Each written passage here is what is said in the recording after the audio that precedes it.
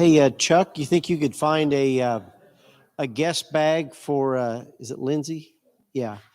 Hey, Chuck, uh, can you get a guest bag out of that? Yeah. No, not the church guest bag. We got our own guest bag. So anyway, Lindsay, we're glad you're here with us tonight. And Hunter, this lady right here. All right, so we live, Kelly? All right, we got Kelly and Dale in the sound booth. We got the Hortons in childcare. So we are staffed and we're live. And my airplane turned out good. Good. James. Hey, Angie. Oh, my wife's not in here. Well, welcome everybody. This is our recovery group. Hey, Angie, can you get that thing out of my mailbox for this gentleman right here? All right. Very good. James helped us install our decking over here by the trailers, and we worked pretty hard for a couple of days. We had beautiful weather, but we were kind of felt like old guys doing young men's work, but that was good for us. Sweat together and ate lunch together and fellowship, didn't we, brother? So good to see you. So let me just give you a couple announcements. I know we got a couple of other people coming, and Angie, I hate to ask you, we got our new gospel tracks, and I have not seen them. So Luke, maybe if you can find them, just bring in a box if it's open, and we can. I want to give everybody one, or you can take a handful if you want to distribute them. So anyway, our recovery group bought some new gospel tracks, and so tonight is the second part of our Planning for Life's Issues financial class. And boy, when you come to church, you probably don't want to hear money. But, in fact, I'll just look it up on my phone. I looked it up on the way here. Of course, not when I was driving. Silly. Now I've lost it.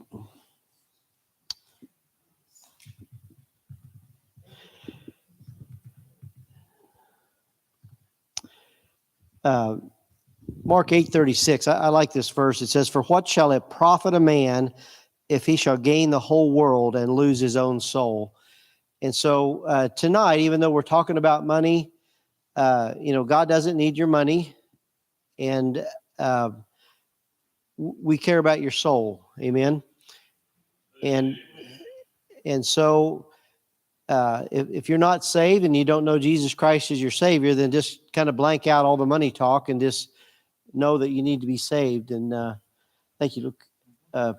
I'll hand some of those out here whenever he gets up here to talk. So anyway, that was my little intro. I just been thinking about, if somebody's here for the first time and maybe they need help with recovery or just their relationship with the Lord. I don't want them to think that we're trying to get people to give money, but we want to be good stewards of our money. Some of you may have heard of Adrian Rogers. He's still on the radio. He died, I think. Gosh. Okay. And so Joel knows, but he once said that you can tell what people think is important by looking at two books. Their checkbook and their calendar book. Kind of, we don't really have a calendar book maybe, but how you spend your time and how you spend your money, those are things that are important to you. And I thought that was pretty wise of him to say. And just a couple more announcements. Most of you know Heather Haddad. She is one of our graduates of our program, but she is also graduating from the drug court program May 9th. And so I'm going to pass her. I think most of you signed a card for her. Even if you don't know her, if you want to put your name, I'll start. There's people here that maybe don't even know her, but if you want to sign your name. And good. Taylor has a pen, so that's good. So anyway, if you see Heather, congratulate her. And if you want to go to her graduation, it's 5:00 at the Justice Center on May the 9th. And so I'm going to be there. and we can eat some cake with her and celebrate with her. Our church has a soccer league, and Lindsay, this may interest you with Hunter there. It's for, I think, 6-year-olds up to 12-year-olds. And the 30th of April is the last day to sign up because the soccer league starts May 6th. So a week from tomorrow, is that right? So anyway, if he's interested, it's like a 5 or 6 week class. And hey, you guys look really familiar. Remind me. Chuck. Wow, I couldn't dial it in. Good to see you. Who's your friend? Brady? Randy? All right, nice to meet you. We're just giving a couple announcements here. And I think most of you knew, but 2 weeks ago, Kayla here, Kayla, wave while you're standing. Her and Nicole become members of our church. So we're very excited about that.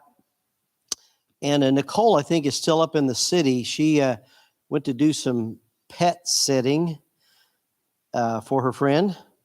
So hopefully she'll be back. I was hoping she'd be back tonight. We do have Ed tonight, though.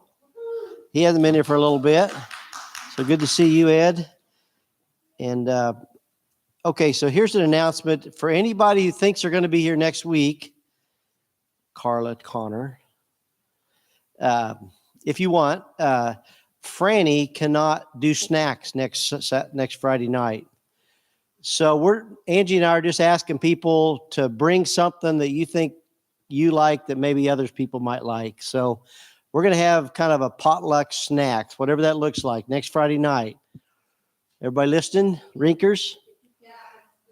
And if you can't, if you can't afford to get something or make something, just show up anyway. So anyway, next week will be potluck snacks because, Chuck, does that sound right that the food pantry is next Friday? So Franny, she's kind of getting to the age where, working 4 hours on your feet at the food pantry and then coming here and trying to make something, she kind of needed to take a break. So anyway, I think that's all my announcements. I do want us to pray for Dustin tonight. Dustin is really burdened to be back with us, and he may be online. So Dustin, if you're listening, hello to you, and we're going to pray for you. He's still having trouble with his knee and just struggling in general. So in fact, Ed, I had you on my prayer list here. I was going to pray for you tonight, but even though you're here, can we still pray for you? Okay. And just a minute, Rosie, one more. Most of you know Matt and Marcy Lewis. I think I told you last week that their uncle died. So it's Matt's mother's brother. And I was going to have us sign a card, even though we don't really know him, but the uncle lived with them for a few years, so it's very close to them. So do love on Matt and Marcy if you see them. I think they may have had a service for them today. And he was a saved man, but really, he died in his addiction. I think they wouldn't mind me saying that. And so it's just kind of a good reminder why we're here tonight, what we're doing. People are struggling, and this guy died of a liver, gave out, I guess, just from drinking, and he was younger than me, and so it's kind of a little bit, quote unquote, sobering for me, even just because I did meet him. He was a Christian, but couldn't give up the bottle. So hopefully somebody needed to hear that tonight. Just that we need to be clean and sober, and we got loved ones that picking up the pieces. So I think that's all I had. Rosie, did you have a prayer request?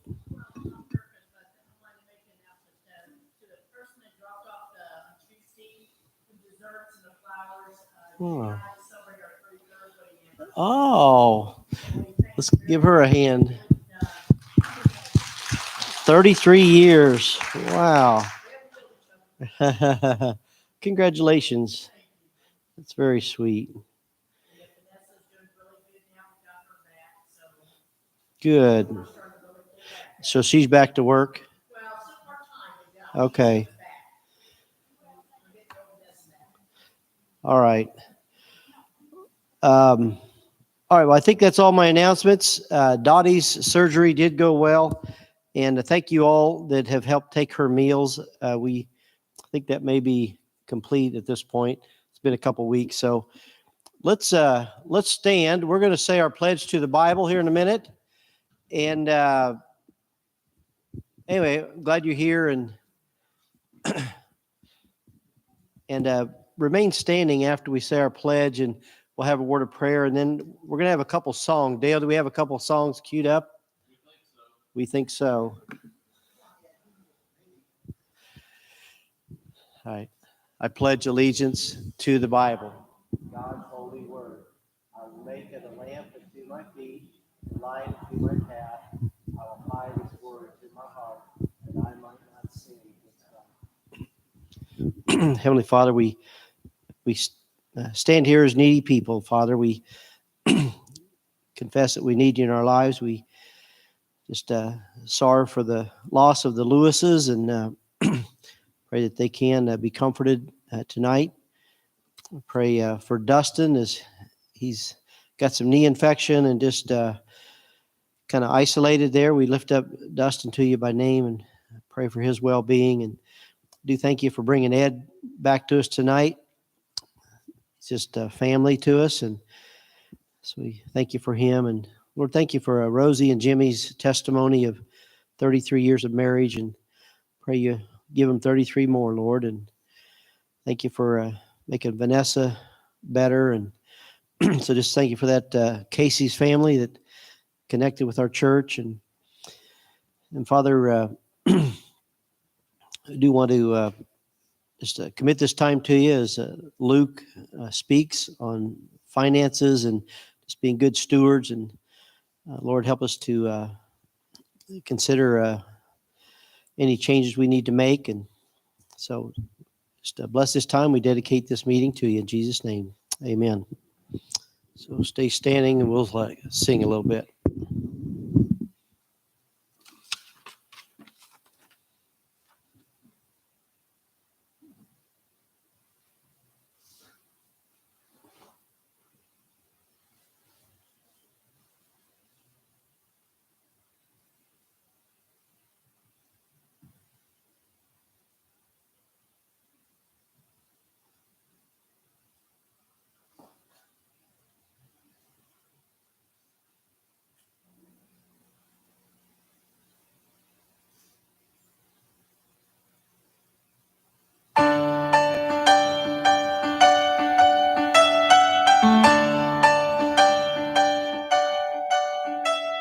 Sing a song of celebration, lift up a shout of praise, for the bridegroom will come. Glorious one, and look on his face, will go to a much better place. Dance with all your might, lift up your hands and clap for joy, for the time's drawing near. He will appear, and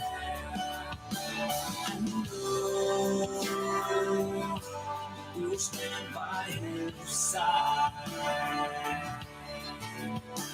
A strong, pure, spotless bride. And we will dance on the streets that are gold, the glorious bride and great Son of Man. From every tongue and tribe and nation will join in the song of the land. That's right.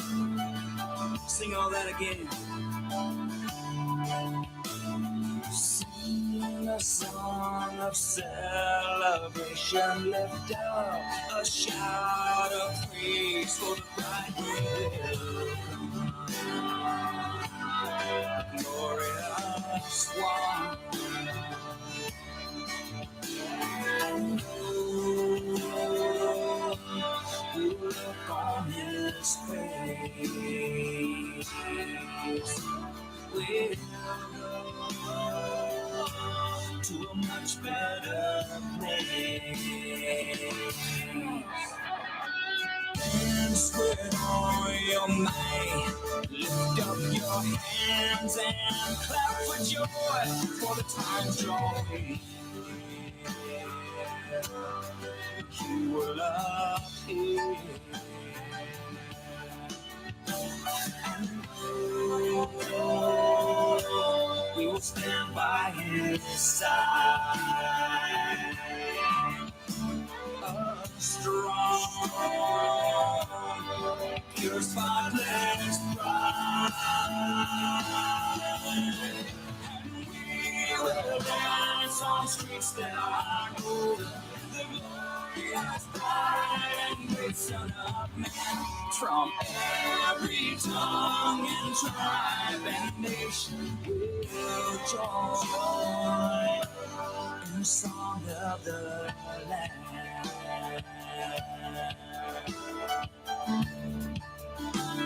Just repeat after me. Sing out loud, for the time of rejoicing is here. The time of rejoicing, the risen King of kings, to a praise. The wedding feast to come is now near at hand. Lift up your voice, proclaim the coming light. And we will dance on streets that are gold. The glorious bride and great Son of Man. From every tongue and tribe and nation will join in the song of the land. We will dance. Yes, we will dance on streets that are gold. The glorious bride and great Son of Man. From every tongue and tribe and nation will join in the song of the land. We'll join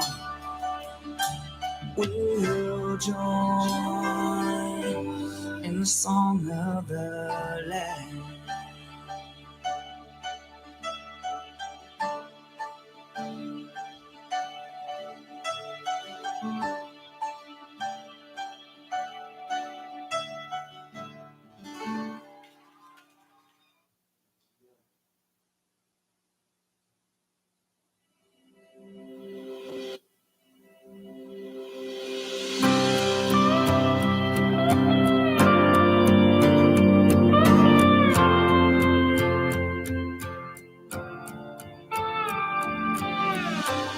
In the dark and all alone, growing comfortable. Are you too scared to move and walk out of this tomb? Buried underneath the lies that you believed, safe and sound, stuck in the ground, too lost to be found. You're just asleep, and it's time to leave. Come on and rise up, take a breath, you're alive now. Can't you hear the voice of Jesus calling us out from the grave like Lazarus? You're brand new, the power of death couldn't hold you. Can't you hear the voice of Jesus calling us out from the grave like Lazarus? Rise up, rise up, oh, rise up, out from the grave like Lazarus. When he said your name, the thing that filled your veins was more than blood. It's a kind of love that washes sin away. Now the door is open wide, and the stone's been rolled aside. The old is gone, the light has come. So come on and rise up. Take a breath, you're alive now. Can't you hear the voice of Jesus calling us out from the grave like Lazarus? You're brand new. Power of death couldn't hold you. Can't you hear the voice of Jesus calling us out from the grave like Lazarus? Like Lazarus. Whoa. Out from the grave like Lazarus. He's calling us to walk out of the dark. He's giving us new resurrected hearts. Oh, he's calling us to walk out of the dark. He's giving us new resurrected hearts. Oh, come on and rise up. Take a breath, you're alive now. Can't you hear the voice of Jesus calling us out from the grave like Lazarus? You're brand new. How death couldn't hold you. Can't you hear the voice of Jesus calling us out from the grave like Lazarus? He's calling you out. Give it up from the grave. You don't have to stay there. Always here calling. Calling us out from the grave like Lazarus.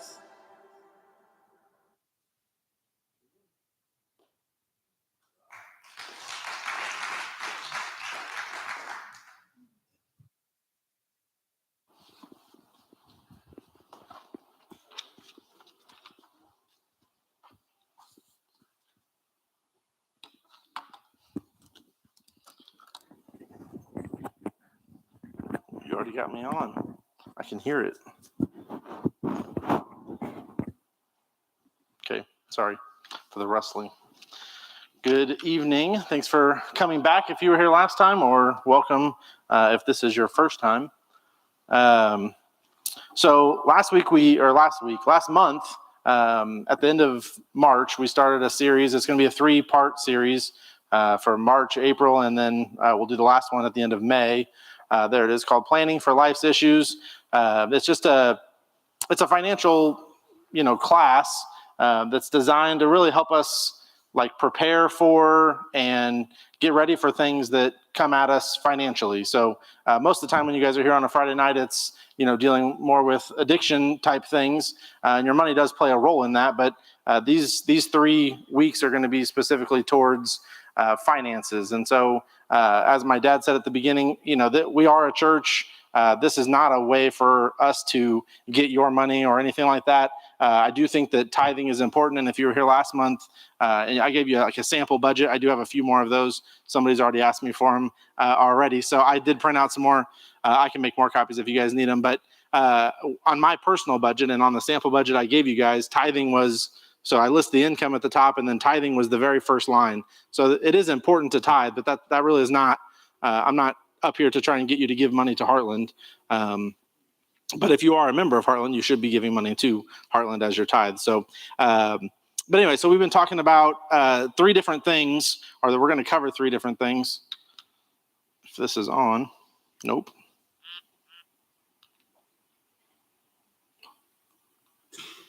There we go. Okay.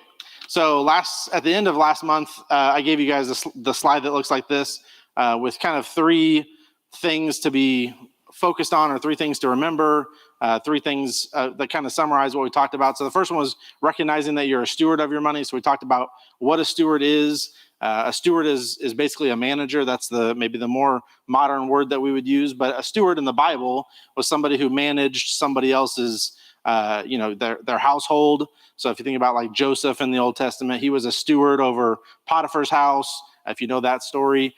So a steward is just somebody who manages something on behalf of someone else. And so sometimes that's money. Sometimes it's, back in the Bible times, it may be, a person that was in charge of the farming of this person's household, or, over their herds or their flocks, if they were, a a shepherd.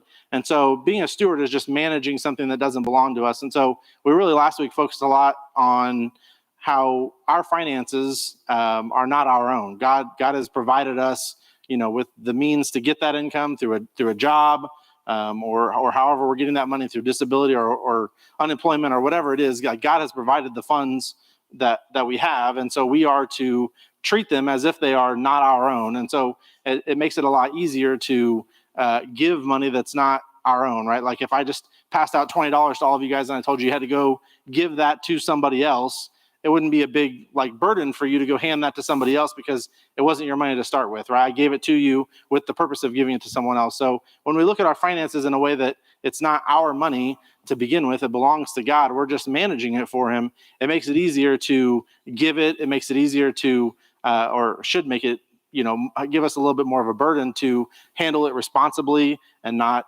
just waste it away and spend it on frivolous things. And there certainly is a place, and we talked about it last week, where, you can spend on wants. This is not a, never go out to eat, never buy something on Amazon. That's not what this is about either. So you can do some of those things, but we just need to remember, put ourselves in the mindset that the money that we have doesn't belong to us. It belongs to God. And that gives us a different perspective of looking at it. I talked about how I manage the church's finances here. My job is to, pay the bills and collect the money as it comes in and all of those things. It's not my money to handle. So when I pay a bill for the church, it doesn't hurt me personally. Now, I try to be a good steward of that, and there's a checks and balances system that's in place. So it's not just me making those decisions, but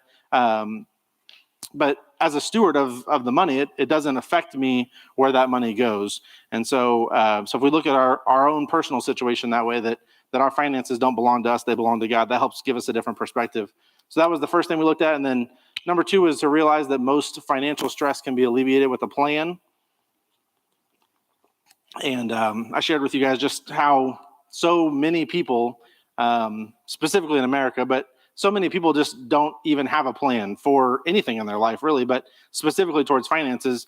A lot of people just don't take the time to plan. And maybe that was the way that we were raised. Maybe we were never taught how to plan. Maybe we were never taught, oh, you should, decide before you get all the money for the month what you're going to do with that money as it comes in. So we make sure we have enough to get us through our rent and our car payment and our insurance and our gas and whatever other things we have, food and all of those things.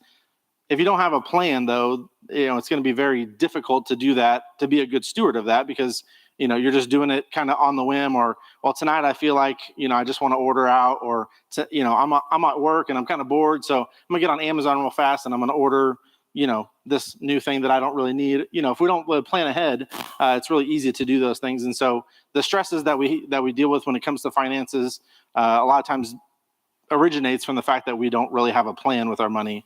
And so I talked about budgeting. That's the third one. Rest assured that you can formulate a plan, AKA a budget. And I talked about how much people hate that word. And my kids used to say that it was, a bad word in our house. They didn't like it when we talked about budgets. We talk about budgets a lot, but my kids don't like that word, even as children, right? We're taught to okay, that's a bad word. That means I can't do what I want to do with my own money. And that's not what it is at all. So we really focused on a budget at the beginning. You get to do whatever you want with it. You control the budget completely. You get to decide on that sample budget that I gave you how much you want to spend on food, how much you want to spend on streaming services, how much you want to spend on gym memberships or whatever. You get to pick how you spend it. But once you write it all down and you have a plan, and this is how much I'm about how much I'm going to make, this is how much I'm planning to spend. Once you set that, once you and your spouse, if you're married, agree on that, then the budget is then it is restrictive, right? Because if you don't stick to it, then it's just an exercise in writing things down on a piece of paper that you don't go back and look at later. That doesn't really help do anything, right? It's kind of just an exercise in writing numbers down. And so the budget, it's not as it is restrictive once you set it, but you're the one that's in control of setting it. So you get to decide what you want to spend the money on.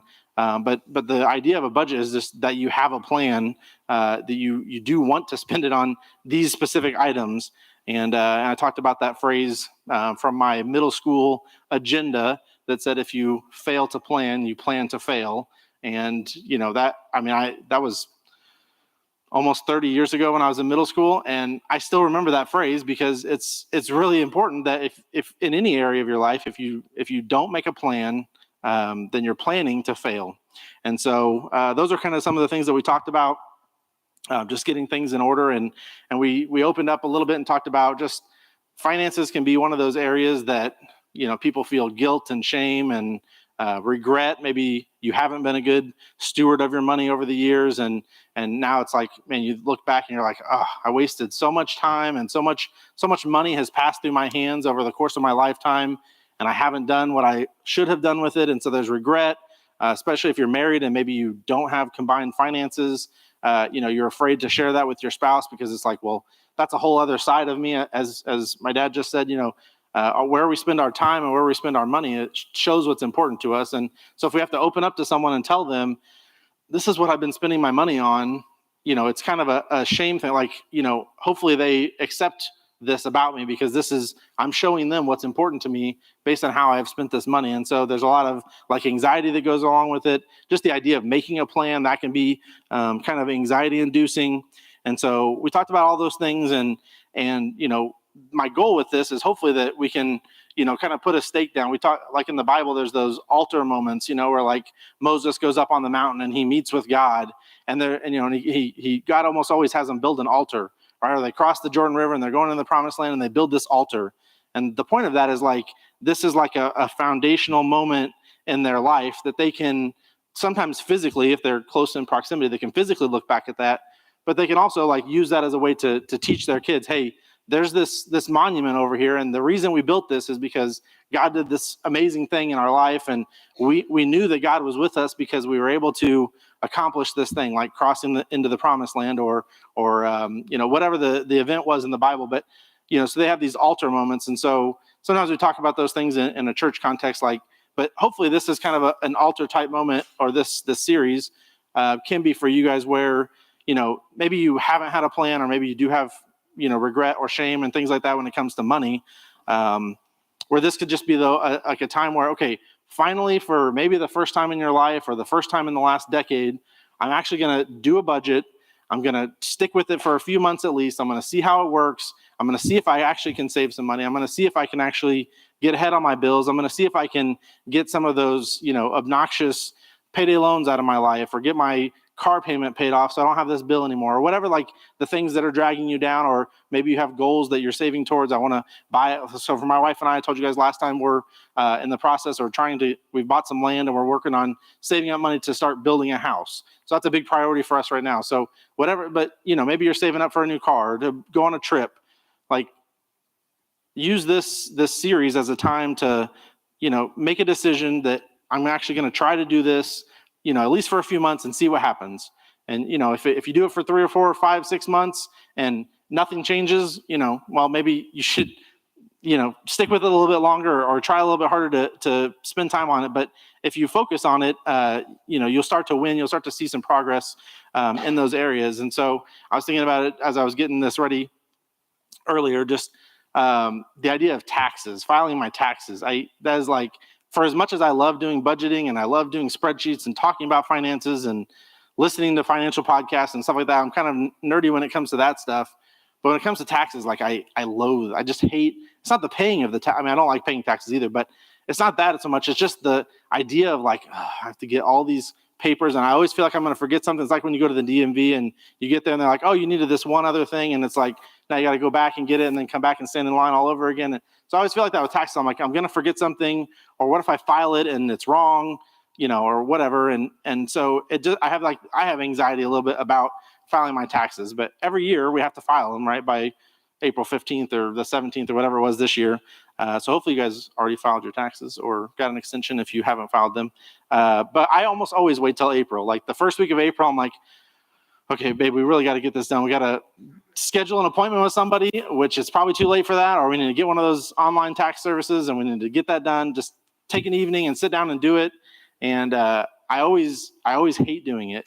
But once a lot of times we sit down and do it, on a computer app or online or whatever. Sometimes we go to somebody and have them do it, but it really isn't that difficult, right? I mean, that if you use software, it just asks you the questions, what box 1 on your W-2, what does that say? You just type the number in. What does box 2 say? And you just work your way through. I mean, it works you through it really easy. And if you go to somebody, then you literally can just hand them that. Maybe they ask you some questions, and then you can like leave, and then they can take care of it. And you can come back and sign and give them money, and then it's done. So it's really not as bad as it seems, but every year I hate it. I just hate the process of doing the tax filing. But there's a deadline, right? There is a time where by April 15th or whatever the day falls on, I have to have it done. Otherwise, I'm in trouble. And so we always end up getting it done. You know, I always file it on time. And so it just was a reminder to me, like some people, I know some of you guys might feel that way about budgeting, where it's just like, I don't know. I don't want to get all my statements together. I got to figure out what my online banking login is. I got to have that up, and I got to have a spreadsheet or this other paper. And what if I forget something? And I'm not going to account for everything correctly. And maybe you have like the feeling that I have about taxes, about your budget. You have to do it. I mean, you just, if you don't do it, if you don't have a plan, it's just not going to work. I mean, you're destined to fail if you don't have a plan. So set the deadline. You know, mine is set by the IRS on April 15th, but set a deadline for yourself. You know, so May is coming up. Today's the 28th, so Monday is May. So if you haven't done your budget for May yet, and you were here last month, hopefully you can get that done this weekend, because May 1st is Monday, and we want to, you know, we always want to start the budget or have the budget done before the month starts, so we kind of know what we're going to be doing. So, you know, try to like set a date in your mind. Okay, Sunday afternoon, I'm going to sit down with my wife or with my husband, or if you're single, sit down by yourself and just do it. Just get the stuff you think you might need. My dad had a suggestion last month after I was done about, you know, maybe in April you just kind of track what you spent, and then in May you start off, okay, now this is what I spent in April, now I can do this in May. If you did that, that's fine too, but just have some kind of a plan that you go into it with. You know, just bite the bullet, rip the Band-Aid off, you know, turn on the light in the closet and make sure there's no monster in there. Like whatever the saying that you want to use is, like, just try it. Just do the budget and see what happens. And so that was really kind of the focus from last week, was just those 3 things, and to remember, you know, how important the budget is. We talked about it was getting a financial foundation was the name of it. And so the budget is the financial foundation. The rest of the stuff I'm talking about today and next month, those things are going to be more difficult to accomplish, and they're not going to work quite as well if you haven't done the plan. And so if you think about, like, if you want to have a good marriage, I want to have a good marriage, it takes work, right? I have to have a plan in place so that our marriage works, right? We have to communicate. We have to do things together. We have to be on the same page about things. We need to know, like, what day the kids have stuff, what day we each have stuff, like, you know, those kinds of things. We need to know that. We need to put in a little bit of work. If I want to have a good relationship with the Lord, I got to read my Bible. That's like priority number 1. I got to pray. If you're not reading and you're not praying, then your relationship with the Lord is going to be pretty bad. I mean, if you're saved, you have one with him, but it's not going to be very strong if you don't ever talk to him and he doesn't ever talk to you. And so, you know, those things, it takes work and it takes a plan being put into place in order to be successful really in any area of our life. And so this next slide has just the 3 things we're going to talk about. So the last one was getting a financial foundation. Tonight we're going to talk about getting out of the cycle of financial crisis. And then next month is going to be getting peace with our finances. What time am I supposed to be done? Oh, okay. I was thinking 8 for a second. I'm like, oh shoot, I'm still in my recap. So, okay. So yeah, next month we'll be getting peace with your finances. So I talked to you guys a little bit about Dave Ramsey last time. I mentioned his name a couple times. I'll talk about him a little bit more. I like Dave Ramsey. Some of the stuff I have is from him. I think his principles are good. If you know anything about Dave Ramsey, I'll refer to some of his stuff. But he has a class called Financial Peace University. That's what it's been called for years. My wife and I went through it in our first year of marriage, maybe our second year. But he always talks about financial peace, 2 words that don't go together. You know, people don't think of, when they think of finances, most people think anxiety, stress. You know, I don't want to talk about it. I don't want to think about it. But financial peace is kind of the goal. That's where I'm trying to help get you guys to is financial peace. And so that'll be kind of the focus next week. So what is the cycle of financial crisis? So if we're trying to get out of a cycle of financial crisis, we kind of need to know what that means. And so some of you guys probably all of you at some point in your life, maybe you're in this situation now, have been in a cycle of financial crisis. And so it's really a situation that most of America finds themselves in. Depending on the stats you look at, it's somewhere between 60 and 70% of American households live paycheck to paycheck. So there's this idea that, okay, I get paid on the 1st, it's $1,000, and I have to wait until the 15th before I get paid again, and I only have that $1,000 to spend, and by the 14th, I'm at like $3.72, and praise the Lord, my check went in at midnight on the 15th, so now I can, start spending again. And so it's this idea where, you're so stressed out because it's like that I'm just waiting anxiously for that check to get here because I'm watching that bank account balance dwindle and dwindle and dwindle. And then you get the recharge, and now the money's back in there, and now I can pay those bills, and I can buy a few things that I want, and maybe now I feel like, I can go out to eat, and I can buy this thing that I want, and then it's like, oh shoot, like a week later, it's like, I shouldn't have done that because now I don't feel like I have any money again, and I still have a whole other week before I get my paycheck. And so it's just this cycle where we get an influx of cash through a paycheck or a disability or unemployment or whatever, and then we feel like there's just almost never enough to get to the next one, right? And so it's just like this constant cycle where we're constantly in stress because we're not sure if it's going to make it. And it's like, man, those last couple of days, what if gas prices went up 50 cents like they did a couple weeks ago in one day, and now I got to fill up, and now it's going to cost me an extra $10 to fill my tank, and I don't have an extra $10, but I still got to get to work, otherwise I'm not going to get paid. And so it's like this juggling act where we just have all this like stress and anxiety, and we feel like we're always in crisis where, we put out one fire over here, like, okay, I got my gas taken care of. I was able to, only fill it halfway or whatever. And then you turn around and it's like, now there's something else. Now my car doesn't start, or now my kid needs soccer cleats and his soccer season starts, next week, and I forgot about that. And so now there's this other crisis, and well, now where am I going to get $20 for these cleats, or $50 or whatever they cost now? Right? Or my kid is doing this thing, or I have, I talked to last time, these kids' birthday parties. I feel like they come up all the time when you don't plan for them. You get invited to a birthday party, and it's like, I didn't plan on that because, that wasn't in my radar that my kid's friend from school who I've never met had a birthday coming up this month. I didn't know that. And so now I'm like caught off guard, and I got to go buy a $20 present. And I'm like, those kinds of things. So just that idea of crisis to crisis to crisis to crisis, we have to get like a buffer put in there. We need some way to, get out of the cycle of one, crisis to the next. So some people use, credit cards, payday loans, they borrow from a friend or family member. They, do all these other things where now they're actually, what it feels like in the moment is like, okay, yes, somebody will give me, $50 so I can get this thing done, and I'll pay them back when I get paid next. And then you get paid and you're like, oh shoot, I forgot about that other thing, and now I owe this other person $50. I don't want that relationship to be strained, so I feel like I need to give them money, but I also need to feed my kids, so I'm probably gonna do that first. And now this relationship with this person is, affected because I didn't plan ahead. I'm in this constant cycle of crisis, and you just always feel like you just can't get ahead. People say that all the time. I just feel like I can't get ahead. I can't get any traction, and all of those things.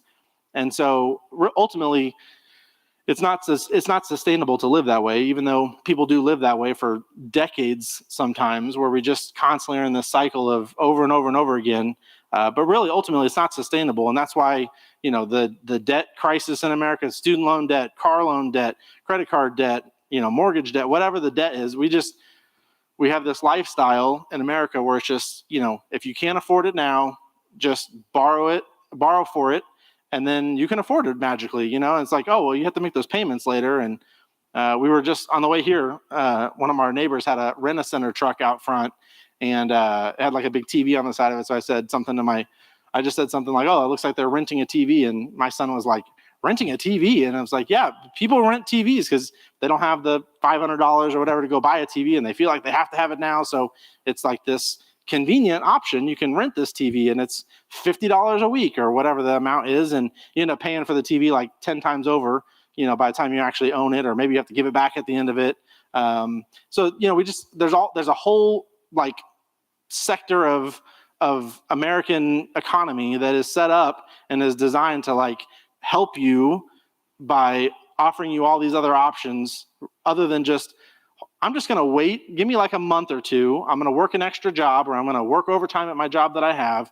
I'm going to save up that few $100s, and then I'm just going to buy that TV instead of renting it. Or I'm going to, whatever the item is, it doesn't have to be a TV, but like we've lost the idea or the ability to like sacrifice what we want, or to be patient with the things that we want, because there's all these opportunities, all these options that we have to just get whatever we feel like we want at the time, or we need at the time. And then we end up getting ourselves into a bigger mess because we forget, even though we know it in our head, we forget that, oh, I have to actually pay for that over time. And so, anyways, none of this is designed, I prefaced this last week, I don't think I said it tonight, but none of this is designed to like shame anybody about any of this stuff. I've done a lot of stupid stuff with money. I've wasted a lot of money. I'm not standing up here saying if you've rented a TV, that was a stupid decision. It wasn't a smart decision, but I'm not trying to shame you about past decisions that you've made. I'm trying to help you guys get a structure, get all of us to get a structure in our life that, like, to maybe switch the way we think about things. Like, maybe I don't actually need that thing right now. Maybe I could work a little bit extra for it, and I could save up, and then I could buy it, and then I don't feel guilty about it because I put it in my budget that I was going to spend $500 this month on a TV. And so now when I go and I spend $500 on that TV, I can enjoy it, and I can be like not burdened down about it, like, because I budgeted. I planned to do that. I had the money. I went and did it, and now I can enjoy the thing rather than like, waiting until you're in this crisis mode and you're just always stressed out about it. And it's like, man, that was a stupid decision. I shouldn't have done that. You don't have to live with all that regret, when you make a plan, when you have a plan in place. And so one of the main things we're going to talk about tonight when it comes to this getting out of the cycle of financial crisis is it's another Dave Ramsey thing, but he talks about choose your hard. And so meaning, and he'll explain it more like, if you choose to do something right now in the short term that's difficult, generally that's going to be easier in the long term, and vice versa. So if you do something that's easy now in the short term, you're going to end up paying for that in the long term, whether it's financially or anything else. So, choose your hard, meaning like marriage is hard. If you've been, Rosie, she's out of here now, but Rosie's been married 33 years, okay? Marriage is difficult. I think she would say that. It's not an easy thing to do, but also having a terrible marriage is also hard, like on a day-to-day basis, right? That's a difficult, contentious relationship that you have if it's not going well. So you can either choose the hard thing of, okay, we need to like just sit down and figure this out, or we need to go have counseling, or we need to, I need to say this to you, you need to say this to me, we need to fix this, because I don't want to keep living in this situation where for like the last month, we barely talk because we're mad at each other and no one says what we feel like needs to be said. And so we're just, we're like butting head. That's difficult to live that way every day. It's also difficult to have the conversation or the series of conversations, or being humble and not fighting with your spouse. It's difficult to like fix it also. But if I fix it now, like if my wife and I have a problem and we take care of it, well, it's going to be easier over the long term if we've discussed that, we've worked ourselves through that, and now, maybe it'll come up again later, but at least we're on the same page now, and in the long term, that's going to help our marriage overall, even though it was difficult now, versus, yeah, it could be easy to just kind of put it off and well, I'll go out with my buddies tonight, she's going out with her girlfriends tomorrow, I'll probably work late the next night, and, I can plan out my week to where I don't really see her all that often. That's easier in the moment, maybe. But in the long term, that's going to be like a big problem for our marriage. And it's like that with our finances. So if you do the hard thing now, which is, okay, I'm not going to buy that TV that I wanted. I'm not going to go through the drive-through 22 times this month. I'm not going to go to the gas station and, spend $20 every morning on whatever I'm buying, cigarettes and energy drinks and coffee or taquitos or whatever the thing you're buying is. Like, I'm not going to go there every morning and do that. I'm going to just eat something at home. I'm going to drive right past the gas station. I'm not going to stop there. And that's going to be hard to do each morning because it's like, well, that's just my routine. That's what I'm used to. It's convenient. I don't have to like prepare anything at home. I don't have to get up a little bit earlier and mess with it at home. I can just like skip right past that. I can just go to the gas station. They've done all the work for me. Okay, well, in the short term, it's more difficult to do the at home thing. But in the long term, I mean, if you start looking back, and if you guys did your budgets this last month, and you look back, you'll be shocked at how much money you spend on things that you don't even realize. $10 every morning at the gas station, that's $300 a month if you go every single day. That's a lot, right? I mean, some of you guys, $300 a month extra in your pocket would change your whole life, right? I mean, you could put that in savings. You could buy something for your kid that they've been wanting. Maybe in a few months of saving that up, you could take a weekend trip with your family. I mean, you could do a lot of things with $300 a month. That's $10 a morning. Or maybe your thing is Starbucks. Maybe you go to Starbucks and you buy I went to Scooters the other day for Brenda on the way home. I was like, we're on our way home. Me and my boys have been out disc golfing, and she was at home working on sanding down a table she's refinishing. And I'm like, we should stop and buy Mom coffee. So I went there, and I wasn't exactly sure what to get. I don't even know still if I got the right thing, but I got something at Scooters, and she was like $7.52 or something like that. And I'm like, what? What did I get? So I pulled up, and I'm like, how much was it? And she said it again, and I'm like, here's my card. Like, that cannot be right. That cannot be how much it costs. I hear about it. I don't drink coffee as part of I don't know anything about good kinds of coffee or bad coffee or what all the different Italian words mean. But I just got something I thought I had heard her order before, and it was like $7. And I'm like, well, now I see why she doesn't go here every day, because this is expensive. She makes coffee at home before she goes to work. So those kinds of things, like those things build up over time. And so choosing your heart, that's going to be kind of a theme for tonight. So just doing the things that are hard in the short term almost always make it easier in the long term. You can look at this same thing with your addiction, right? If you're dealing with addiction from a financial standpoint, it's expensive. From a relational standpoint, it's expensive. If you do the hard thing now of like, I'm going to stop doing that thing, drinking or drugs or whatever the thing is for you, like I'm going to stop doing that thing, that's very hard to do for that, first couple days, for the first couple weeks, for the first couple months. But in the long term, that, your relationships are better, your life is better, your finances are better. Like all of those things in the long term get better because you sacrifice in the short term. Whereas if you do the easy thing, well, every Friday night I just go buy this or that, or that's my routine. That's what's convenient. That's what I'm used to. That's what my friends are expecting or whatever. Like those things are convenient and easy in the short term, but they have long-term ramifications. And so just be thinking about like, okay, you're going to have to do something that's difficult. It's going to be difficult short-term or difficult long-term. And so let's see. So last time when we were talking about budgeting, I kind of gave you guys, there's really only two things that you can do to like make your budget better. I mean, first of all, you have to be doing the budget in order to know what needs to be improved, but there's really only two sides of the equation. Either you can make more money or you can spend less money, right? There's not another way to make the budget better. If you want to have more money left over at the end of the month to save or to go on a trip or to do whatever, make a big purchase, you either have to make more money or you have to spend less of it.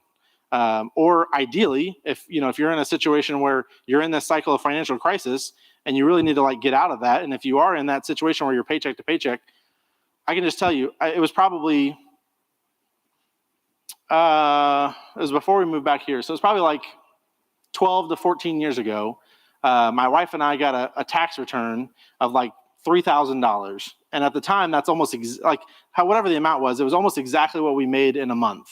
And so we had been like starting in this financial peace stuff and doing budgets, and we were like, hey, that's what we make in a whole month. We're getting that back in a tax return. What we should do is we should leave that in our checking account, and now we have a 1 month cushion for our budget, right?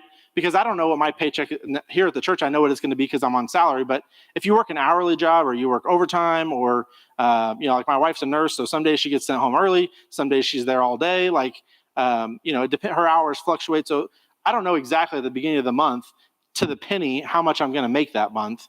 But so we, from like 12 or 14 years ago, we got 1 month ahead. And I can just tell you, even before we had all the debt out of our life, even before we had, an emergency fund of money set aside, just having like a few $1,000s in our checking account, 1 month's worth of income where we were always just a month ahead, was like a burden lifted off of our shoulders when it came to planning for our finances. It just made things so much easier to know that I've got $3,000 sitting in my bank account even after, if I had to pay every bill I have on the first of the month, I'd still have $3,000 left over because I just took that tax return and I just set it in there and left it there.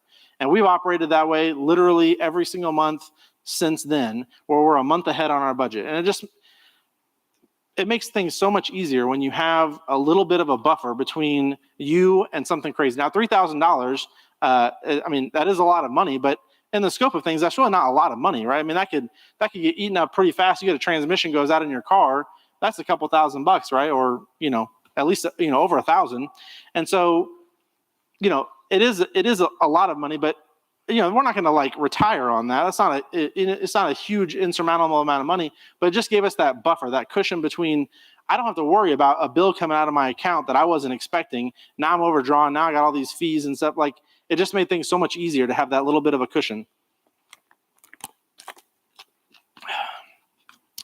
So if you're in the cycle of financial crisis, you got to do something to like get out of it, right? I mean, if you just keep going around and around and around and around, nothing's going to change. So you either got to cut expenses, you got to make more money.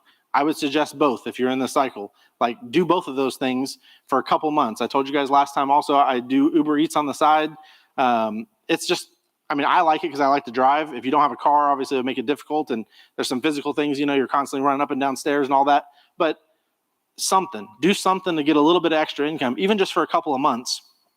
Again, you're choosing the hard thing. Okay, when I was doing Uber Eats a lot more regularly, it meant, a few nights a week I was away from my kids and away from my wife. So she had to do more at home. She had to, do things for them that maybe sometimes I could have done had I been there, but I was not there because I was out working. And so it made it more difficult for her. It made it more difficult for me because I wasn't with my family. But that's not like forever. I'm not going to drive Uber Eats my whole life, right? That was for a season. We were trying to save up money to get this land purchased. And so, so do something. You got to do something to jumpstart this and get out of this cycle of living just paycheck to paycheck. And so, like I said, if you did a budget or if you wrote down your expenses, you probably were surprised at how much you spend on things that maybe you didn't even realize that you were doing. And so, you got to have the support of your family. If you're married, I talked about it last time. You got to do your budget together. Where your treasure is, there will your heart be also, the Bible says. Where you spend your money says everything about what you value. And if my wife and I don't value the same things because we're spending our money on separate things, that's going to be very difficult for our marriage to be like, high quality. Now, that doesn't mean that she can't buy what she wants to buy and I'm going to control everything that she does, or vice versa, right? We sit down. I mean, usually I'm the one, well, it's gone through seasons. Sometimes she does the budget, for a period of the whole time I was in HBI, I think she pretty much did the budget every month. Now that I've been out, I usually do it. But we look it over together. Like, I do the budget or she does the budget, and then we'll sit down and say, okay, this is what we're spending on this. Did I miss anything? Can you think of anything else? Is there any kids' birthday parties that I'm forgetting about or that about? Or whatever. Like, so I'm not controlling her. She's not controlling me, but together we are deciding what's important to our family. I'm going to pay my mortgage payment. I'm going to put food on the table. I'm going to make sure the lights are on. I'm going to make sure the water's on. I'm going to make sure the cars are insured. I'm going to make sure that we have gas in the cars to get to work. I'm going to make sure all of those things, like, those are like the necessities that you have to have in order to, like, live your life. So I'm showing her and she's showing me and we're showing our kids, these are the things that are important to us because this is what we're deciding ahead of time to spend our money on. And so, if you're married, that is critical. And I know that with addiction, that can be a difficult thing because if one of the spouses is in addiction and, you don't want them having total control to your bank account because they may go spend it all on stuff that they shouldn't be spending it on. So there is some, wisdom and discretion that needs to be had there. I don't remember if I said that disclaimer last week or not, but or last month, but definitely if there's a situation where like your spouse is an addict and you're afraid literally that they're going to go spend all this money on something that they shouldn't be spending it on, okay, that's a little bit of a different situation. But I just mean in a normal situation, like, you have to be on the same page with your spouse when it comes to your finances, because that's the thing it shows what's important to you. And so when I did that, I did a survey with you guys. Was that in February? Or it was before the last time we did the first time we did this. I had him hand out some surveys, and it was just asking a few basic questions like, how much is in your savings account? I gave some ranges for people to circle. And so based on that survey, 64% of the people who did that survey in this group said that they had over $1,000 in their savings account. So that means 36% of the people who filled out the survey didn't have $1,000 in their savings account. Nationwide, the average is 42% of American households have less than $1,000 in savings. That statistic is, 42%. That's almost half of Americans don't have $1,000 to their name, like in a liquid savings account that they could get at. I'm not talking about like retirement savings and stuff like that, but just in a savings account that if there was an emergency, 42% of people don't have $1,000. And again, I'm not shaming you if you don't have $1,000. This is not meant to like, put you down. Like, but you're almost in the majority. 42% of Americans are just like you. That is scary to be in that situation where you don't have any kind of a buffer between you and anything that comes up, any little bit of emergency that comes up. And so most like financial planners or financial advisors are going to recommend that you have 3 to 6 months of your expenses in a liquid savings account that you can get to if you needed it. So, I don't know what all of you guys make. You know what you make. It doesn't necessarily mean 3 months of your income, 3 months of your expenses. So if your expenses every month is $3,000, well, then you need between $9,000 and $18,000 just sitting in an account, doing nothing. Just it's there in case you need it. And it's not so you can go buy a new boat or so you can go buy a new TV because one's on sale like that. So for my wife and I, we made the decision that when we get this emergency fund in place, we're never touching it. There are emergency situations where we would touch it. But to this day, we have not touched that account, I don't think at all. And it's just, it's off limits in our minds. Like we know it's there in case we needed it, but you got to get that mindset that, okay, I'm putting this money there as a buffer between me and life, because all of us know that life comes up and things break. And, if you have kids, even more things break. And you just need money to set aside that in case there's an emergency, I know that I can take care of my wife, I can take care of my family. And so that ultimately would be the goal that like most, financial advisors and financial planners and stuff would tell you is 3 to 6 months of savings. Well, if 42% of Americans don't even have $1,000, I don't even know what the percentage is for who has $10,000 to $20,000 just sitting in an account, but that number is very small. But just because there's not a lot of people that have that doesn't mean that it's not a good goal to have or a good thing to try to get at. And so I think this thing keeps going to sleep every time. Yeah, I was supposed to advance that sooner. So getting a financial buffer, that's super important because ultimately it gives you peace. It gives you this peace knowing that if something bad happens tomorrow, if I lose my job tomorrow, my wife loses her job tomorrow, or I'm injured in an accident and I'm not going to be able to work for a while, I know that for a few months, my family's going to be okay, right? And over that course of time, we'll figure it out, right? If she gets hurt, I'm going to be working a lot of extra time, or vice versa, or we're going to have to figure something. We're going to have to sell our house if it gets really bad, or whatever the situation is. But having that buffer between you and life, it gives you like a totally different way to like view finance. It's like, your mindset is totally shifted because it allows you to make different decisions.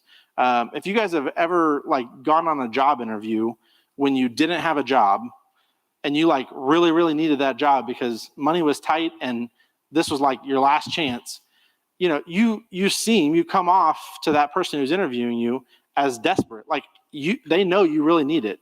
And sometimes that may not affect you ultimately getting the job or not. But if you've ever done that, and then if you've also ever interviewed for a job when you already have one, and it's like, well, I'm going to work tomorrow. I just took the day off today to come do this interview. In the back of my mind, I already know I already have a job. Like if I don't get this job, it's not the end of the world because I already have one, right? You interview in a totally different way because your perspective has changed because it's no longer like I'm desperate, I need this job. Yeah, maybe you really want that job and maybe it would be an improvement over where you are and there's lots of reasons why you might want it. But ultimately, if you don't get it, it's not going to like ruin your life. Whereas if you're like, I haven't worked for 6 weeks and my house is going into foreclosure, you're going to interview differently for that kind of a job than you do if you already have one because you're in a different position financially. You're in more of a position of strength where you can come in here and you can say, listen, I really want this job, but if I don't get it, I'm still going to go to work tomorrow. My wife's not going to leave me. Things are going to be okay if this doesn't work out.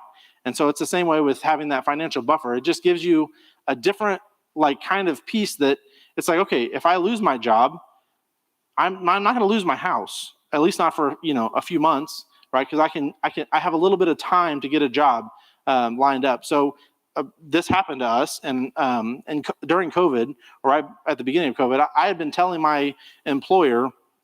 I used to work at Commerce Bank. I worked there for, I think, like 7 years. I told them 6 months in advance. I told them like in October, I think. I said, hey, February 28th is my last day of this job. I've been telling them so they can hire someone and get trained and all that stuff. February 28th, that's my last day. My plan was for the month of March, I opened a shaved ice like business. And so I was going to open the shaved ice business. So for the month of March, I was going to get my trailer inspected and get my city permit. And I was going to do all like the banky, the financial things to get the business ready to go. And then on April 1st, I was going to open my business and I was going to start selling shaved ice. So I told them 6 months. I talked to my boss. I talked to my coworkers. Everyone knew I was leaving. So I leave February 28th. And, 2 weeks later, March 15th, give or take a couple of days, COVID hits. Right. And so I go to the city and I'm trying to get inspected and get my permit. And they're like, we aren't doing any permits. No new businesses are opening. This is like back when, are you an essential employee? Shaved ice is not an essential business. They were not interested in letting me get my permit done. The health department had a lot of other things on their mind rather than coming and inspecting my food trailer.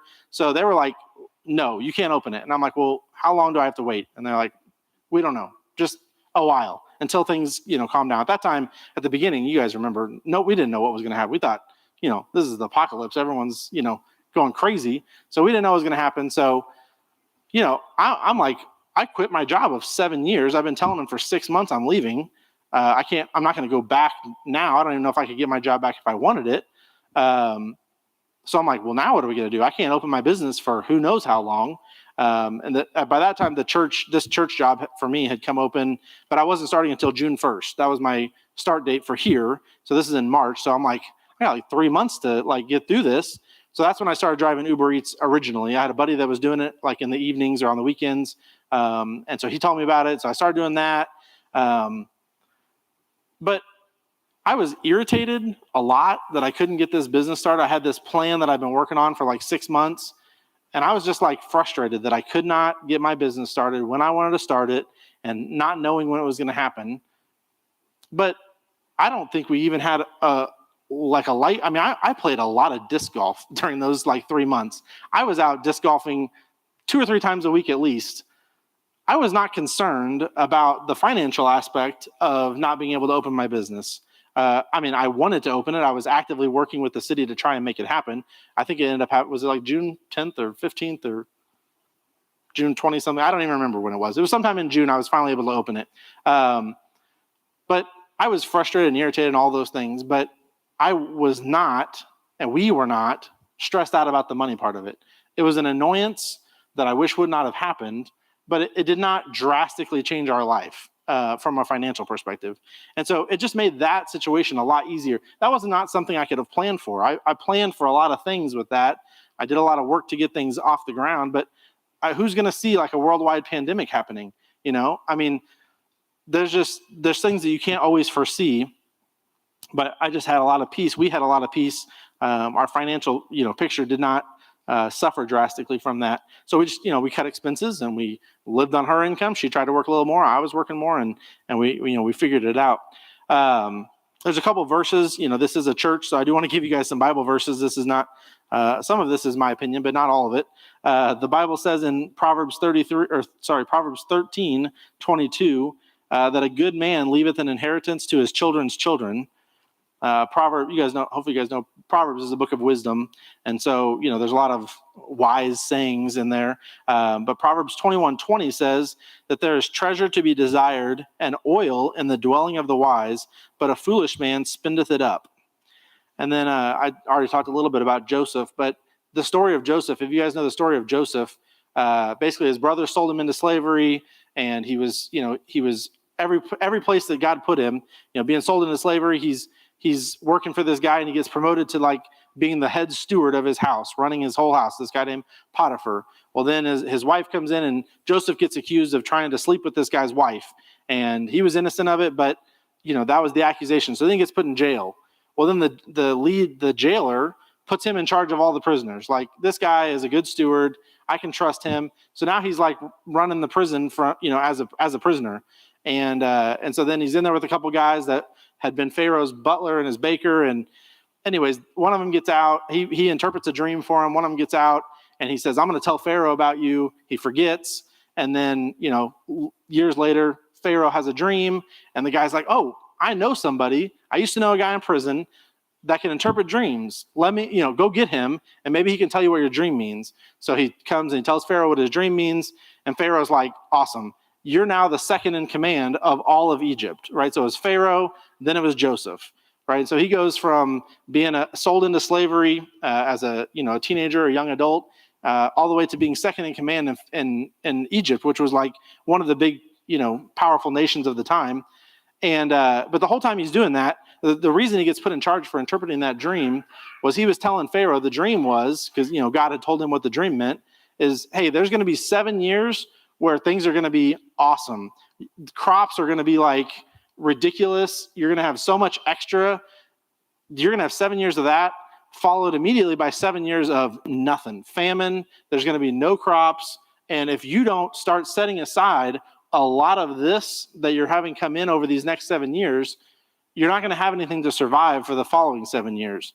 If things get bad for us, it's like, well, we can still go to the grocery store and get food, right? Or maybe there's a shortage on one kind of thing, but we can still get something else. This was it. Like, if they didn't have these crops, they die, right? They don't have food.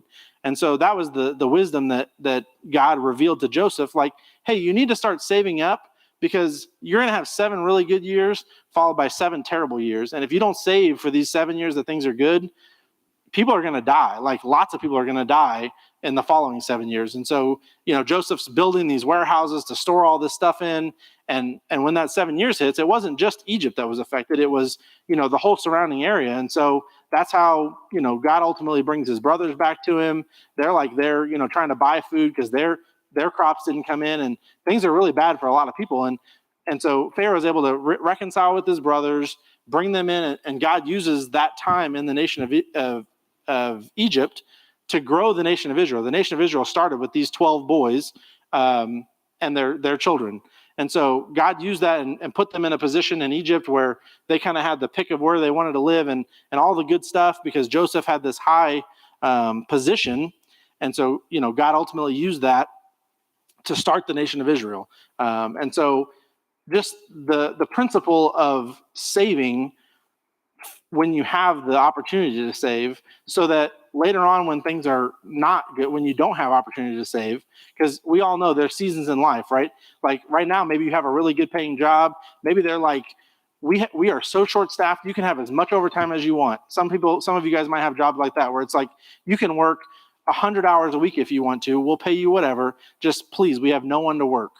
And there might be other times in your life, or maybe it's time now where it's like, no overtime. If you go over 40 hours, you're going to talk to your boss because we don't have the money to pay overtime right now, right? So your income could take, huge fluctuations over that time, or maybe you lose a job, or maybe your spouse loses a job, or, maybe you have a child and now your spouse wants to stay home with the kid.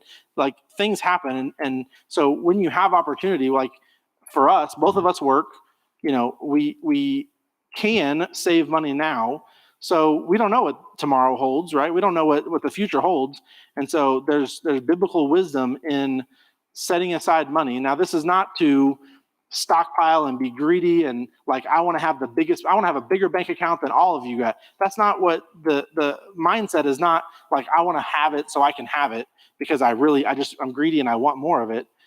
It's a principle of like, we don't know what the future holds. To be a wise steward of that, we need to be setting aside money so that eventually one day we're going to retire, right? I don't want to work till I die. Eventually I would like to stop working and I would like to be able to live on some of the savings that I've been putting away. I would like that for both of us. And so, there's wisdom in setting aside money and doing the things that a steward would do. That's what Joseph was doing, was stewarding the crops of the nation of Egypt. And so it's just a good reminder to set aside money. And then the last point on here. Dale, can you advance that one slide? I don't know why this isn't working. There you go. Look at the big picture. So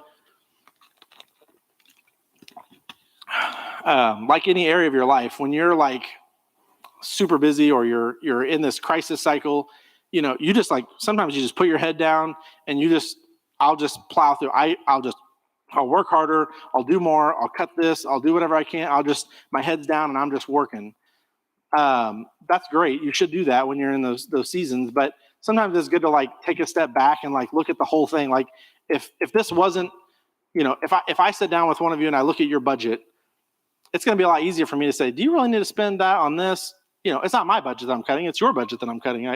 I can take from an outsider's perspective, somebody who doesn't live in your household, I can look at your financial picture in a different way than you're looking at it, because it's like, well, no, that's my cell phone. I can't cut out my, you know, or that's my Netflix subscription and my this subscription.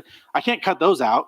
And I might look at it and say, if you don't cut those out, you're going to lose your house. So you pick, but I mean, you know, you have to do one of those things. You don't have enough money for all of it. And so that's an extreme example because those subscription services are a lot smaller than your house payment, but you get the idea. Like I could look at it and say, well, you need to cut this or you're going to have to cut this. And I know you don't want to cut that. So you might want to cut this other thing. And so if you can take a step back out of your own, you know, out of that cycle that you're in, and you can take a step back and say, if I was looking at somebody else's finances and this is what they look like, and it was a disaster because they didn't keep track of anything, they didn't write anything down, that would be difficult for me to look at it and see what they're actually doing. But okay, so now that I've seen it from a different perspective, now I see the importance of writing all of these things down. There's a handout right there, babe. Can you pass those out? And then the other aspect of this big picture is like I said, I don't want to work until I die. I don't think any of us plan to work all the way until we die. Now, I don't mean like you get to just go sit on a yacht or something like that. I'm not going to have money to do that, but hopefully I can get to the point where I can, you know, travel a little bit or spend time with my grandkids or whatever. This chart, it's the power of compounding interest. And so we're not going to spend much time talking about like retirement savings. That's not really the goal of this series. But I do want to touch on it a little bit because it does change the way that you plan, or should change the way that you plan a little bit. So that chart, there's two examples, two columns. There's one of them's Ben, one of them's Arthur. This is stolen directly from Dave Ramsey also. But I did the math myself. The math is accurate. So, you know, it's just a chart of how compound interest works. But basically on the left-hand side, you have their ages. So this is like these two guys, Ben and Arthur. They're the same age. At 19 years old, Ben starts putting $2,000 a year into his retirement account. And he does that for how many years is that? 1, 2, 3, 4, 5, 6, 7, 8 years till he's 26. He does it every year until he turns 26, and then he stops. He never puts another dime in it. He doesn't do anything else with it. He just lets it grow. Arthur, on the other hand, at age 19, is out living the life that all of us lived when we were late teens, early 20s. He's spending everything. He doesn't have anything left over to save, or he doesn't try to. Then all of a sudden at 27, he's like, man, Ben, you got like $27,551 sitting in your account. I don't have anything. I better start setting aside some money. I better start doing what you're doing. And you see it. He goes from age 27 all the way to age 65. He puts in $2,000 every year. Meanwhile, Ben has not put in anything else from the time he was 26. And then look at the total numbers at the bottom. Ben's got $2.2 million. Now, this is based on a 12-year return. And if you know anything about the stock market, it does not always get 12%. On average, since like the 1930s, it's averaged between 10 and 12%. So this is like a little bit maybe on the high end, but it's certainly not like outrageous to think you could average 10 to 12%. Now, of course, we've had some years recently where things have dropped substantially. So, you know, you got to make that back up along the way. But just so you kind of understand the principle of like getting stuff figured out early. And so the younger you are, the more advantageous this chart can be to you. The older you are, obviously it's a little bit more discouraging because you don't have as much time for that compound interest to work for you. But you see that Arthur, for all those years that he put in that money, he still ended up like $700,000 short or $750,000 short of where Ben was. And he only put in for 7 years to start out with, or 8 years, whatever I said. So it just shows you kind of the power of compound interest and the idea that like, the reason we do all of the things, the reason I was talking about, you have to sacrifice in the short term. You have to do the hard thing now so that the easier thing is in the long term. If I had taught you this, or if I had learned this myself at age 19 and I had done what Ben did, and I just put $2,000 a year in there how many of us would be happy to retire with $2.3 million in our bank? And none of us would be working now if we were old enough to draw on it, right? $2.5 million, $2.3 million is a lot of money. And he only put in, 16 grand. But that's how compound interest works. So the idea of doing the hard thing now of getting your finances in order, spending a weekend or a night or, whatever, however long it takes you to get this structure in place so that, you can have a couple $100 a month to throw into. $2,000 a year, that's like $150 a month. That's, again, depends on where you are, but $150 a month, most of us in this room spend that on coffee or gas station stops. Just that, right? We spend $150. We spend, fairly easily.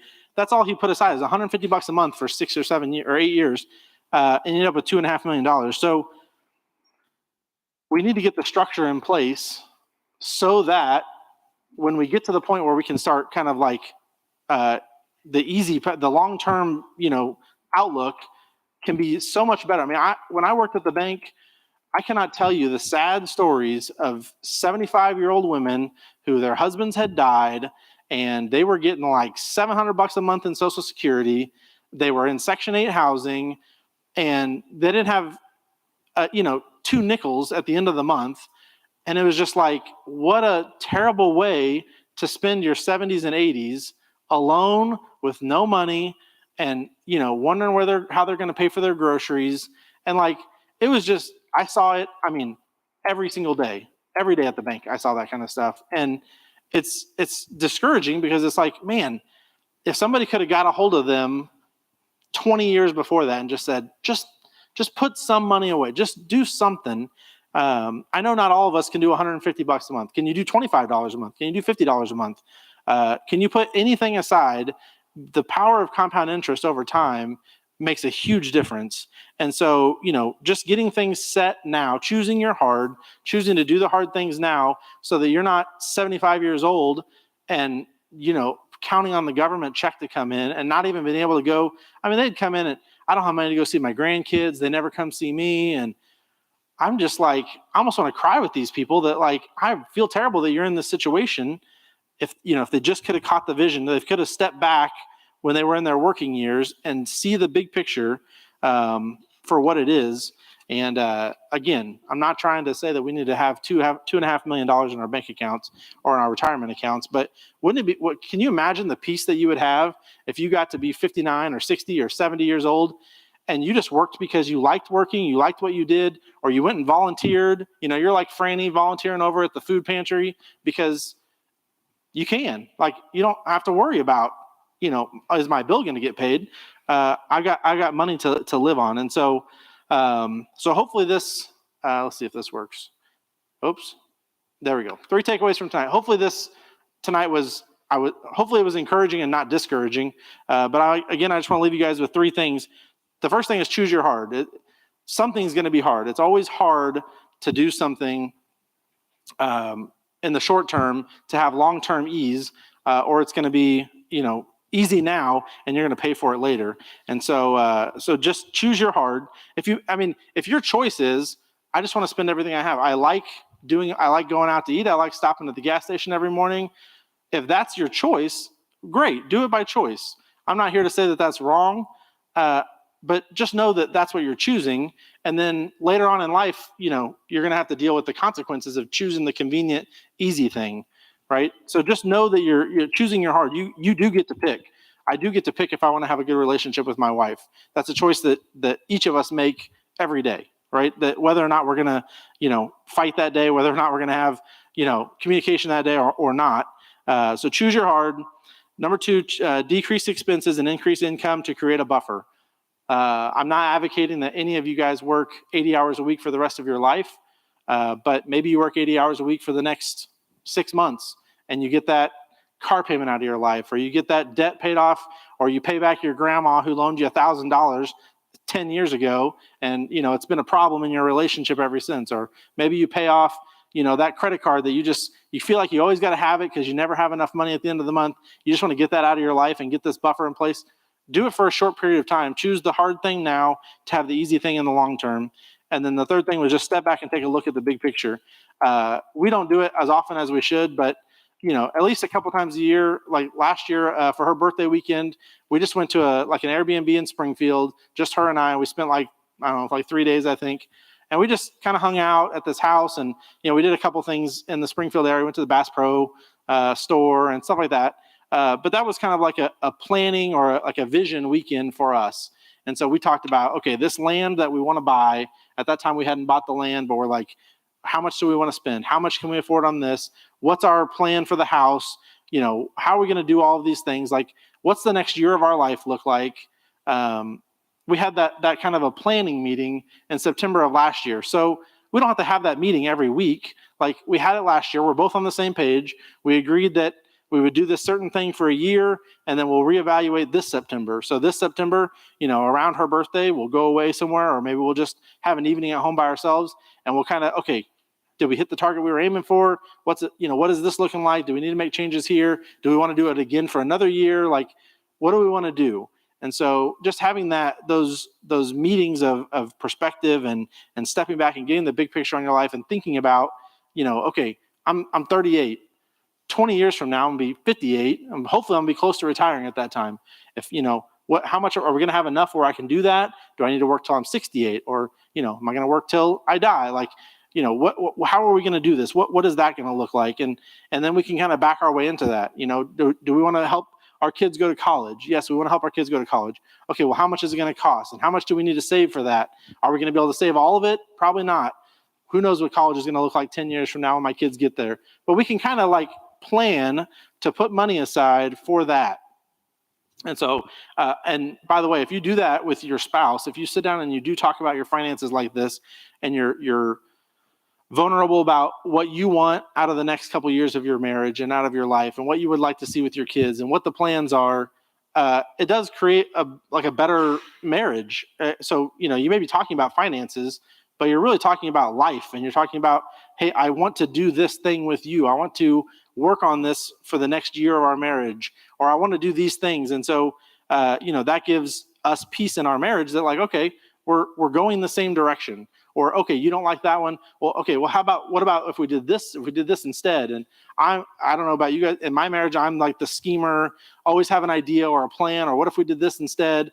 Or I'm running all these, scenarios and stuff. And, I got to run them all by her. Like, what do you think about this? And she's like, that's stupid. And I'm like, okay, what about this one? And she's like, that one's okay, but how about if we did this instead? And I'm like, okay, yes, we can do that. That's fine with me.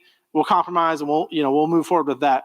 So, whatever it looks like, but just step back, get some perspective with your finances specifically, but especially if you're married, it will do, wonders for just being on the same page with your spouse. So those are 3 takeaways. If you need a budget form, Kayla, I know you need a budget form.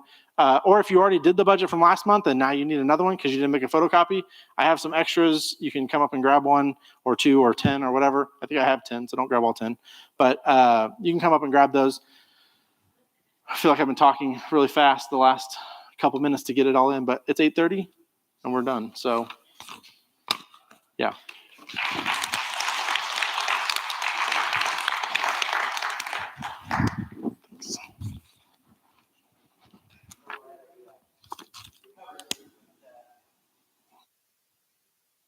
It did fit, didn't it? Well, that was good, wasn't it? So thank you, son, for doing that.